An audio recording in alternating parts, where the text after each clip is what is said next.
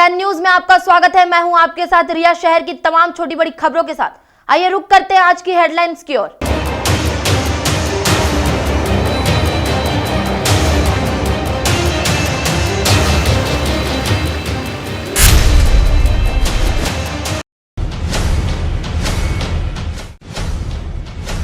स्वास्थ्य महकमे के अफसरों को हाईकोर्ट का भी डर नहीं, फिर झोलाछाप डॉक्टर के इलाज से 2 की मौत। इमलीभाटा में तनाव का माहौल, सरकंडा पुलिस के खिलाफ लगे मुर्दाबाद और दारू गांजा बंद करो के नारे, कहा बलवा के आरोपियों को करे गिरफ्तार। सिम्स में युवती की मौत को लेकर हंगामा, परिजनों ने डॉक्टर पर लापरवाही का आरोप लगा, शव को सामने रखकर किया प्रदर्शन। और नौकरी की मांग को लेकर ITI प्रशिक्षुओं का आंदोलन जारी, 84वें दिन भी घिरा रहा SCCL मुख्यालय।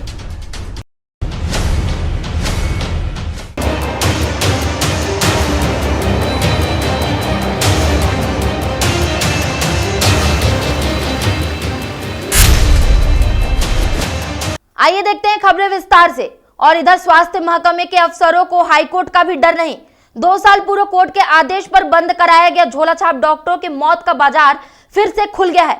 हाल ही में एक के बाद एक हुई 2 मौतों पर कार्रवाई के बजाय अब CMHO इनकी लिस्टिंग कराने की बात कह रहे हैं। दरअसल झोलाछाप डॉक्टरों का कारोबार एकदम पुलिस के जुआ सट्टा और गांजे की कार्रवाई की तरह चलता है। पैसा इतना है कि अफसर तो अफसर, कर्मचारी तक लाल है। 1-2 नहीं, शहर की निचली बस्तियों से लेकर गांव-गांव तक 500 से ज्यादा झोलाछाप डॉक्टर नर्सिंग होम एक्ट को ठेंगा दिखाकर अवैध क्लिनिक संचालित कर रहे हैं। ग्रैंड न्यूज की टीम ने अलग अलग क्षेत्रों में जाकर झोलाछाप डॉक्टरों की पड़ताल की तो पाया कि झोलाछाप घर पर ही अस्पताल चला रहे हैं, जहां कई उपकरण के साथ ब्रांडेड दवाइयां भी उपलब्ध हैं। वहीं बड़ी संख्या में लोग भी इनके पास उपचार कराने पहुंच रहे हैं। ब्लॉक लेवल पे BMO को पत्र लिखा गया है कि आप लोग ना लिस्ट बना के भेजें करके, और BMO को ही तात्कालिक कार्रवाई करने के लिए कहा गया है। उस पर भी यदि वो कार्रवाई नहीं करेंगे तो फिर जिले की टीम भेजी जाए। और यहाँ बिगड़ी कानून व्यवस्था संभलने का नाम नहीं ले रही। गणेश प्रतिमा विसर्जन के दौरान 2 पक्ष के बीच हुई मारपीट के बाद आरोपियों को एक खुले आम घूमने से 14 सितंबर की रात इमलीभाटा में जमकर बवाल हुआ। भीड़ ने सरकंडा पुलिस मुर्दाबाद और दारू गांजा बंद करो के नारे लगाकर पुलिस को खुलेआम चुनौती दी कि हमलावरों को पकड़ कार्रवाई करें, नहीं तो वे लोग हथियार उठाएंगे। आप खुद देखिए कैसे आरोपियों और पुलिस के खिलाफ भीड़ खड़ी है। पुलिस पर खुलेआम अपराधियों को प्रश्रय देकर गांजा दारू बिकवाने का आरोप लगा कैसे पुलिस के खिलाफ नारेबाजी हो रही है। हम लोग क्या बोलते हैं गणेश विसर्जन करने जा रहे थे, अचानक से रॉकी वहाँ करने आकर DJ पे बेस लेके नाचना चालू कर दिया था, और हम लोग मना किए कि वहाँ कहीं नाचो मत करके, बेस लेके किसी को लग देगा। टोटे में उसके सभी ग्रुप और बट्टी का भाई छोटू और क्या बोलते हैं लल्ली, बड़का, रॉकी, ये सब ग्रुप बन के पंडाल से लाठी, वेश, तलवार निकाल के मारना चालू कर दिया वहाँ कहीं। हम लोग 4-5 घंटे और सब बाकी सभी महिला थी। इसकी रिपोर्ट लिखाएं आप लोग? इसकी रिपोर्ट लिखवा चुके हैं, लेकिन अभी तक इसकी कोई कार्रवाई नहीं हुई है। अभी तक सरकंडा थाना से कोई सुनवाई नहीं हो रही है। अपराधी खुलेआम घूम रहे हैं। हमको इंसाफ चाहिए। इंसाफ नहीं मिलेगा तो यहाँ बलवा कांड होगा, फिर दोबारा सरकंडा थाना हमारे पास मत आए। थाना में हम लोग रिपोर्ट लिखाने गए थे, पर थाना वाले बोले कि ये केस मेरे हाथ में नहीं है करके दूसरे सर का नाम लिए थे। अब वो सर नहीं था, बोले कि 5 बजे तक उनको फ़ोन करना, और वो पता नहीं है लोग फ़ोन किए हैं और कुछ एक्शन नहीं ले रहे हैं। और हो एक कांड हुए 4 दिन हो गए आज करें, फिर भी कुछ नहीं कर रहे हैं। और इनको जब मार रहे थे, मैं देख रही थी, मार रहा था वो रॉकी चौहान है, वो इसको मार रहा था। और जब मैं छुड़ाने के लिए जा रही थी तो मेरे को दौड़ा रहा था। इसको छोड़ ही नहीं रहे थे, बोल रहे थे कि इसको मार के नली में डाल दो, ये बोल रहे थे। कार्रवाई नहीं हुआ तो हम लोग अपने कदम उठाएंगे, या फिर बलवा मार भी हो सकता है, या फिर मीना को भी हम मार सकते हैं। इसके बाद अगर दोबारा इसमें कानून का हाथ नहीं आना चाहिए। जब अभी नहीं हो रहा है तो दोबारा कानून का भी हाथ नहीं आना चाहिए। जब थोड़ी सी भीड़ हटा है तब मुझे दिखाई दिया है मिंटू वहाँ पर ज़मीन में गिरा हुआ था, और जब इसको लोग पीट रहे थे ज़मीन में गिरा हुआ था, तब मैं गणेश को छोड़ के नीचे कूद के आई हूँ, और कूद के आने के बाद मिंटू को मैं चौचा कैसे घेर के खड़ी हुई हूँ। एक डंडा चलाए हैं उन लोग, मेरे पैर से टकरा के मिंटू के जांग में आके लगा है, और दूसरा डंडा जब चलाए हैं उन लोग तो मैं चौचा कैसे खड़ी हो गई हूँ। उसमें एक लड़का बोलता है आबे लेडी से हट करके, उसके बाद भी उन लोग मिंटू के मार ही रहे थे। फिर जब उन लोग को बोली भैया बाबू क्यों मार रहे हो, तब उन लोग तब हटे हैं। फिर वहाँ से मैं थाना लिखा है इस रिपोर्ट के। कौन सा थाने में? सरकंडा थाना। तो कार्रवाई हो रहा है कि नहीं हो रहा है? कोई कार्रवाई नहीं। अगर कार्रवाई नहीं होता तो आगे क्या करेंगे आप लोग? आगे वही मारेंगे जो होना चाहिए। और यहाँ अटल बिहारी वाजपेयी विश्वविद्यालय में हिंदी दिवस के अवसर पर हिंदी भाषा के अनछुए क्षितिज विषय पर एक दिवसीय कार्यशाला का आयोजन किया गया। इस कार्यक्रम के मुख्य अतिथि के रूप में उच्च न्यायालय के उप महाधिवक्ता हमीदा सिद्दीकी और विशिष्ट अतिथि डॉक्टर किरण पाल सिंह चावला और डॉक्टर अरिहंत जैन शामिल हुए। कार्यक्रम की अध्यक्षता कुलपति आचार्य अरुण दिवाकर नाथ वाजपेयी ने किया। अतिथियों ने अपने उद्बोधन में कहा कि हिंदी भाईचारा और आपसी समझ की भाषा है, इसलिए आपकी भाषा ही आपको आगे ले जा सकती है। बेहतर प्रबंधन के लिए अपनी भाषा से संवाद करना आवश्यक है। वहीं संकल्प भी लिया ताकि हम अपनी भाषा को अपनी ताकत बनाएं, ना कि कमजोरी। फिलहाल वक्त हो चला एक छोटे से ब्रेक का। ब्रेक के बाद हम फिर हाजिर होंगे, तब तक के लिए देखते रहिए grand news.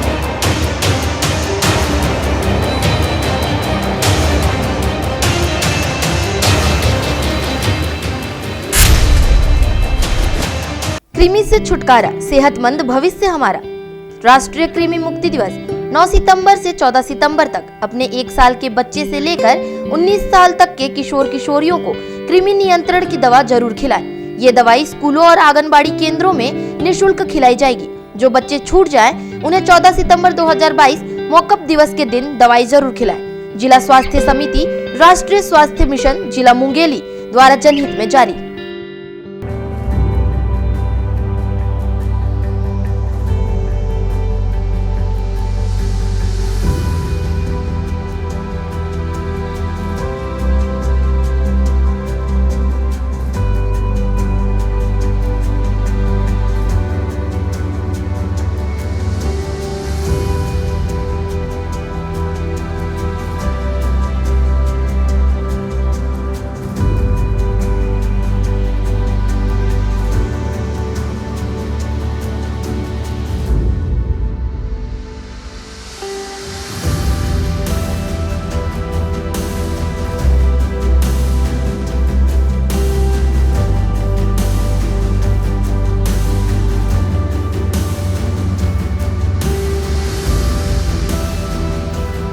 Working towards being the best.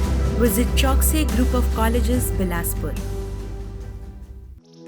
Bilaspur में प्रॉपर्टी मतलब DCT। द्वारिकापुरम की सफलता के बाद DCT रियल एस्टेट डेवलपर्स प्रस्तुत करते हैं TNC अप्रूव एवं रेरा रजिस्टर्ड भव्य आवासीय टाउनशिप मात्र 900 रुपए स्क्वायर फीट की दर से। बिलासपुर रायपुर नेशनल हाईवे पर आपके सपनों का आशियाना, जहां है हरियाली और शांति का अनोखा संगम।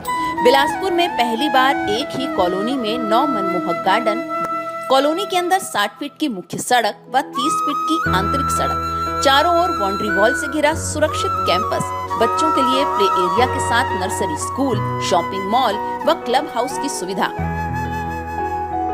स्वयं के ट्रांसफार्मर से विद्युत आपूर्ति, 24 घंटे पानी एवं निकासी की समुचित व्यवस्था, CCTV से सुरक्षित कैंपस, जिम, जॉगिंग ट्रैक व बैडमिंटन कोर्ट। कॉलोनी के अंदर 60 फीट की मुख्य सड़क व 30 फीट की आंतरिक सड़क, भव्य मुख्य प्रवेश द्वार के साथ आकर्षक मंदिर। तो देर किस बात की, आज ही संपर्क करें। हमारा पता DCT real estate developers, high court के पीछे, चतौना रोड, बिलासपुर।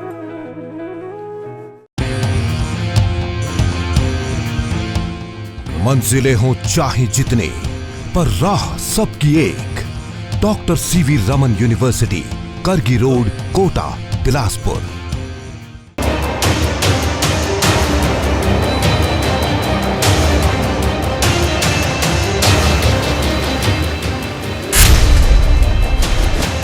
ब्रेक के बाद आपका स्वागत है। इधर सिम्स प्रबंधन पर फिर डॉक्टरों की लापरवाही से एक युवती की मौत का आरोप लगा है। नाराज परिजनों ने सिम्स परिसर पर ही शव रखकर घंटों हंगामा मचाया और गंभीर आरोप लगाए। मिली जानकारी के मुताबिक कोनी निवासी 19 वर्षीय रानू सोनवानी को सीने में दर्द के साथ उल्टी की शिकायत पर बुधवार को दोपहर सिम्स लाया गया। परिजनों ने कहा कि पेशेंट को सांस लेने में तकलीफ हो रही, डॉक्टर को बुलाइए, तो ड्यूटीरत नर्स ने कह दिया आप बुला लीजिए। बताया जाता है कि कोविड-19 के संदेह में उसका कोरोना टेस्ट किया गया, जिसमें काफी वक्त लग गया। हालांकि बाद में कोरोना रिपोर्ट नेगेटिव आया। परिजनों का आरोप है कि चिकित्सकों की इस लापरवाही से युवती की जान चली गई। बार बार बुलाने के बाद भी डॉक्टर नहीं आए। यदि समय रहते डॉक्टर आते और उनके मरीज को समुचित चिकित्सा और ऑक्सीजन दिया जाता तो उसकी जान बच सकती थी। पहले मेरी गुड़िया को घर में थोड़ा चक्कर आ रहा था और पेट में दर्द और सीने में दर्द करके हमको बताया गया।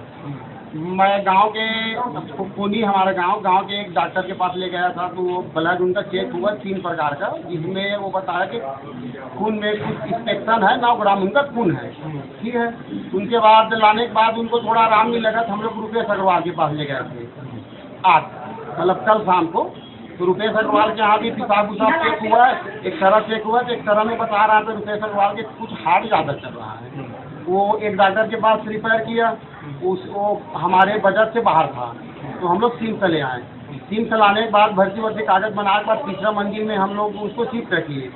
तीसरा मंजिल में 1 घंटे तक उनको एक भी बॉटल नहीं लगाया गया था और उनका कोचक रहा था, उनको नर्स ही नहीं मिल रहा था।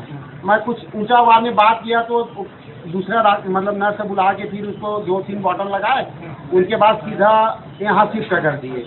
यहाँ शिफ्ट करने के बाद थोड़ा देर कुछ राहत मिला, उनको 2 बड़ा खिलाया मैं, 2 बड़ा खिलाने के बाद एक गोली खिलाया। गोली खिलाने के बाद वो झटपटाने लग गया, हाथ पैर उनका ठंडा हो गया। उनके बाद मेरा दीदी था तो बोला मैडम आपको सांस लेने में तकलीफ हो रहा है, मैडम वो ऑक्सीजन लगा दो। 10 बार करने के बाद ऑक्सीजन नहीं है, मेरा फ़ोन में रिकॉर्डिंग है, सुन लेना। तो नहीं है बोल दिया। फिर कुछ देर बाद हम लोग ऑक्सीजन लगा, फिर हाथ पैर वो झटपटाने लगा, हाथ पैर ठंडा होने लगा। उसका मम्मी हाथ पैर में सरसों तेल में थोड़ा मालिश कर रहे थे गर्म हो। उसके बाद मैडम लोग को बोला कि सीरियस मैटर है मैडम, आप लोग कोई डॉक्टर अपने बुला लो, सिंगल डॉक्टर को। मैडम लोग बोलते हैं हम लोग नहीं बुलाते, हमारे बुलाने से नहीं आता, आप जाओ बुलाने। मैं तीसरा मंजिल में जहाँ से रिफर आता फिर गया था बुलाने, वहाँ एक मैडम बैठा था। मैं बोला रानू सोनवानी यहीं से जब नहीं आया तो फिर क्या हुआ, उसके बाद अभी क्या हुआ? अभी वो बुलाने से नहीं, डायरेक्ट मना कर दिया, मैं नहीं जाऊँगा, मैं अकेला हूँ बोल दिया। और डेथ होने के बाद आ गया। कौन मना कर दिया? डॉक्टर मना कर दिया। कब से एडमिट थी? आज ही एडमिट है, आज ही हुआ है। कितने समय एडमिट किया था? मैडम की बात आप लोग बोल रहे थे तो क्या बोलते थे? वो ऑक्सीजन नहीं है, ऑक्सीजन नहीं चाहिए, रिकॉर्डिंग है, सुन लेना। मेरा मोबाइल में रिकॉर्डिंग चालू रहता है, आपको विश्वास नहीं होगा तो 1 घंटे आधा घंटे बाद क्या बोल दिया? ऑक्सीजन नहीं है करके? नहीं है बोल दिया। मेरा दीदी 3 बार फोन किया, ऑक्सीजन नहीं लगा रहा। और यहाँ शादी का झांसा देकर शारीरिक शोषण करने वाले दुष्कर्मी को सिविल लाइन पुलिस ने 1 साल बाद गिरफ्तार कर लिया है। बताया जा रहा है कि मंगला क्षेत्र निवासी आशुतोष तिवारी सिविल लाइन क्षेत्र की एक युवती को लंबे समय से शादी का झांसा देकर उसके साथ शारीरिक शोषण करता रहा। पीड़िता की शिकायत के साल भर बाद सिविल लाइन पुलिस ने आरोपी को गिरफ्तार कर जेल भेज दिया गया है। और यहाँ एसएससीएल के फील्ड एवं कार्यालयों में विभिन्न कार्यों में प्रशिक्षण प्राप्त आईटीआई संघ के प्रशिक्षुओं ने अपने नियमितीकरण की मांग को लेकर हड़ताल के आज 84वें दिन एसएससीएल मुख्यालय का घेराव कर दिया। हजारों की संख्या में पहुंचे प्रशिक्षण प्राप्त युवक युवतियां सुबह से ही एसएससीएल मुख्यालय के दोनों गेट के सामने धरने पर बैठ गए एवं एसएससीएल प्रबंधन के खिलाफ लगातार नारेबाजी करते हुए अपनी मांग को पूरा करने नारा लगाते रहे। इस दौरान पुलिस प्रशासन की ओर से सुरक्षा व्यवस्था को ध्यान में रखते हुए चाक चौबंद व्यवस्था की गई थी ताकि किसी प्रकार की अप्रिय स्थिति निर्मित ना हो। आंदोलनरत प्रशिक्षक एसएससीएल प्रबंधन पर वादा खिलाफी का आरोप लगाते हुए संघ में फूट डालने की बात कहते रहे।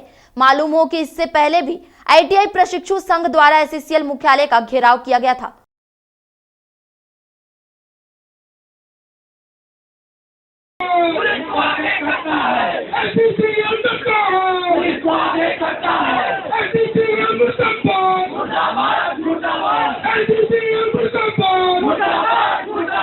हम आईटीआई प्रशिक्षु है और हमारा आज 82 दिन हो चुके हैं कंप्लीट।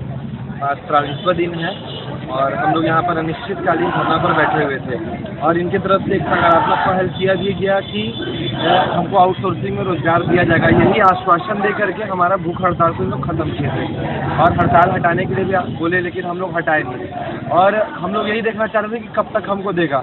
आज 83 दिन हो चुके हैं, अभी तक हमको रोजगार के लिए उपलब्ध नहीं कराए हैं और 5 तारीख को जो धरना हुआ था उसमें बैठक वार्ता में उनके द्वारा कहा गया था कि 30 दिनों के अंदर जांच की रिपोर्ट जो नियम विरुद्ध कार्य कराया गया है उसको सबमिट करेंगे, लेकिन 30 दिन पूरे हो चुके हैं और आज तक 30 दिन से 10 दिन और अधिक हो चुके हैं, आज तक जांच की रिपोर्ट भी सबमिट नहीं की गई और हमारे साथ छल किया गया। अब जब तक हमारी मांग पूरी नहीं हो जाएगी तब तक हम यहीं पर गेट के सामने खड़े रहेंगे। हमेशा ही बातचीत के लिए तैयार है। आज भी हम लोग बातचीत करना चाहते हैं। उनके क्या मुद्दे हैं, क्या विषय है, इस पे एसीसीएल प्रबंधन बात करना चाहती है। माननीय कोयला मंत्री जी ने स्पष्ट कर दिया है लोकसभा में कि अप्रेंटिस प्राप्त किए हुए किसी भी देश के छात्र को जो अप्रेंटिस कर रहे हैं उनको नियमित या स्थायी नहीं किया जा सकता है। ये माननीय कोयला मंत्री जी का लोकसभा में बयान है। इसके अतिरिक्त रूप से वो जो भी बात करना चाहते हैं एसीसीएल प्रबंधन से, उसके लिए प्रबंधन खुला है, प्रबंधन ओपन है, हम बातचीत कर सकते हैं। फिलहाल इस बुलेटिन में बस इतना ही। अगले बुलेटिन में फिर होगी आपसे मुलाकात। तब तक के लिए रिया को दीजिए इजाजत। नमस्कार।